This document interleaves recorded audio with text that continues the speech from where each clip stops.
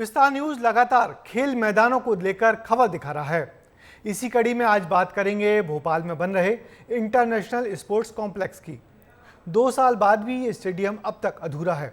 पहले चरण का काम पूरा हो चुका है, लेकिन दूसरा चरण तभी शुरू होगा जब जमीन मिल जाएगी, और अभी तक खेल एवं युवा कल्याण विभाग को जमीन ही नहीं मिली है। क्यों रुका है जमीन का आवंटन और कब पूरा होगा स्टेडियम का ये सारा काम, देखिए हमारी इस खास रिपोर्ट में।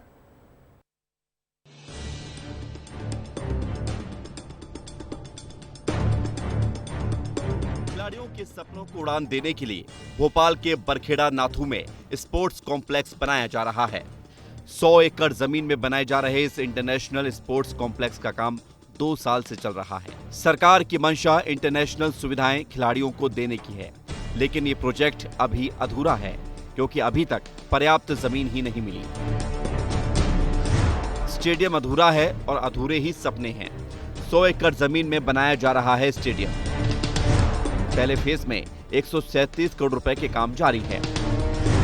3 फेज में होना है स्पोर्ट्स कॉम्प्लेक्स का निर्माण।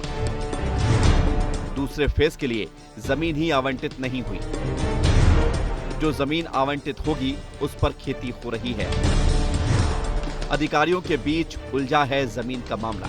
क्रिकेट के स्टेडियम बनाने के लिए जमीन नहीं है। किसानों की जमीन आसपास है, उसे सरकार लेने की तैयारी में है, लेकिन मुआवजे को लेकर चर्चा जारी है।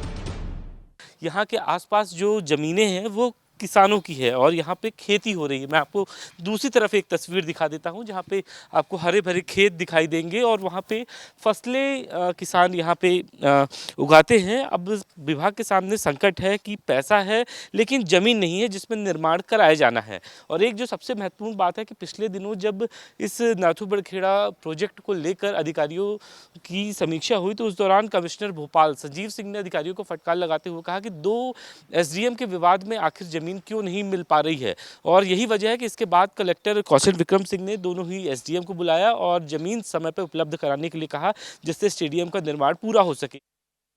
अब नई कलेक्टर गाइडलाइन के हिसाब से दूसरे फेज के लिए जमीन आवंटन पर सरकार को 78 करोड़ रुपए अधिक चुकाने होंगे, लेकिन ये जमीन मिलेगी तभी आगे के काम शुरू होंगे। एक नजर में ये समझते हैं कि किस फेज में कौन से काम होना बाकी है। स्पोर्ट्स कॉम्प्लेक्स पहला चरण, जिसमें football ground, athletic track, 2 hockey stadium, sports science centre. Sports complex के दूसरे चरण में cross country course, indoor sports complex. Complex में कई कोर्ट बनेंगे। स्पोर्ट कॉम्प्लेक्स के तीसरे चरण में cricket stadium, cycle track, cross country course भी तैयार किए जाएंगे। साथ ही बेसबॉल, आर्टिस्टिक स्विमिंग भी होगी। पहले फेज का काम लगभग पूरा हो चुका है, लेकिन दूसरे और तीसरे का काम तभी शुरू होगा जब जमीन आवंटित हो जाएगी। कलेक्टर कौशलेंद्र विक्रम सिंह का कहना है कि कार्रवाई चल रही है और जल्द ही जमीन स्टेडियम के लिए आवंटित कर दी जाएगी। लैंड आवंटन की कुछ तो हो गई है, जो बची है उसकी कार्रवाई चल रही है भूमि आवंटन की, और वो हम समय सीमा में पूरा कर लेंगे। खेलों को बढ़ावा देने के लिए सरकार कई कदम उठा रही है, कई आयोजन कर रही है, लेकिन इन आधे अधूरे प्रोजेक्ट के सहारे मंशा पूरी होना थोड़ा मुश्किल है। एक तरफ जहां खिलाड़ियों का इंतजार बढ़ रहा है तो दूसरी तरफ सरकार पर आर्थिक बोझ भी बढ़ रहा है। और अब देखना होगा कि कब तक जमीन मिलेगी और कब इंटरनेशनल स्पोर्ट्स कॉम्प्लेक्स युवाओं को मिलेगा।